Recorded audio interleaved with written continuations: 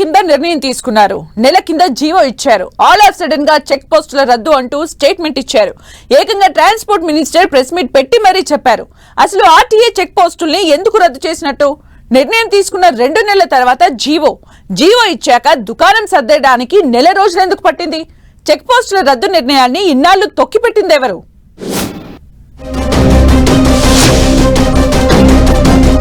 తెలంగాణలో చెక్ పోస్టుల రద్దు వెనక అంత జరిగిందా? అవినీతికి అడ్డాలుగా మారిన చెక్ పోస్టుల దుకాణం బంద్. 3 నెలల క్రితమే నిర్ణయం, నెల కింద జీవో. చెక్ పోస్టుల రద్దు నిర్ణయం ఎందుకు ఆలస్యమైనట్లు? రవాణా శాఖలో అవినీతికి కేరాఫ్ గా ఉన్న చెక్ పోస్టులను ఎత్తివేయాలని ఎప్పుడో నిర్ణయించింది ప్రభుత్వం. ఉత్తర్వులు కూడా ఇచ్చింది. కానీ నెలలు గడుస్తున్నా ఆ దుకాణం ఎత్తివేసేందుకు మాత్రం ఆ శాఖ చాలా టైం తీసుకుంది. ఏసీబీ రైడ్స్ చేసి అక్కడి బండారం బయట పెట్టాక ఆగమేఘాల మీద రవాణా శాఖ పెద్దలు దుకాణం సర్దెయ్యాలని ఆర్డర్స్ ఇచ్చారు. లేటెస్ట్ గా ఏసీబీ అధికారులు రాష్ట్రంలోని 12 ఆర్టీఏ చెక్ పోస్టులపై ఏకకాలంలో దాడులు చేశారు. చెక్ పోస్టుల కేంద్రంగా అక్రమ వసూళ్లు జరుగుతున్నట్లు గుర్తించారు. రేవంత్ సర్కార్ చెక్ పోస్టుల మాటున నడుస్తున్న అవినీతి బాగోతంపై స్పెషల్ ఫోకస్ పెట్టింది. రాష్ట్రంలోని సరిహద్దు చెక్ పోస్టులో ఎక్కువగా అవినీతి జరుగుతోందని, అక్రమ వసూళ్లు ఎక్కువ సాగుతున్నాయని, ప్రభుత్వ ఖజానాకు చేరాల్సిన సొమ్ము పక్కదారి పడుతోందని, ఎన్ఫోర్స్మెంట్ సరిగ్గా జరగడం లేదని గుర్తించింది. దీంతో అవినీతికి కేరాఫ్ గా ఉన్న సరిహద్దు చెక్ పోస్టులను ఎత్తివేయాలని ఈ ఏడాది జూలై ఆఖరి వారంలోనే రాష్ట్ర మంత్రివర్గం కీలక నిర్ణయం తీసుకుంది. వెంటనే ఉత్తర్వులు జారీ చేయాలని నిర్ణయించింది. చెక్ పోస్టుల ఎత్తివేతలో అవినీతి ఒక అంశమైతే, మరొకటి జీఎస్టీ అమల్లోకొచ్చాక చెక్ పోస్టుల అవసరం దాదాపుగా తగ్గింది.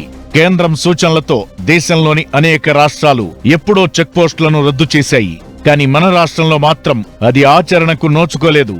ఏడాదిన్నర క్రితమే తెలంగాణలో చెక్ పోస్టుల రద్దు ప్రతిపాదనను రవాణా శాఖ ప్రభుత్వం ముందు ఉంచింది. కానీ అప్పుడు ప్రభుత్వం పట్టించుకోలేదు. 3 నెలల క్రితం సీఎం రేవంత్ రెడ్డి నేరుగా చెక్ పోస్టులు ఎత్తివేయాలని మంత్రివర్గం సమావేశంలో నిర్ణయం తీసుకున్నారు. కానీ కొందరు అధికారుల బలమైన ఒత్తిళ్ల కారణంగా ఎన్నాళ్లు ఆ నిర్ణయం వాయిదా పడుతూ వచ్చిందన్న గుసగుసలు వినిపిస్తున్నాయి. ఎట్టకేలకు 2 నెలల క్రితం జీవో జారీ అయిన అవినీతి అధికారులు ఆ జీవోను కూడా పట్టించుకోలేదట. ఎవరికి వారు అందిన కాడికి వెనకేసుకునే పనిలో బిజీగా ఉండిపోయారట.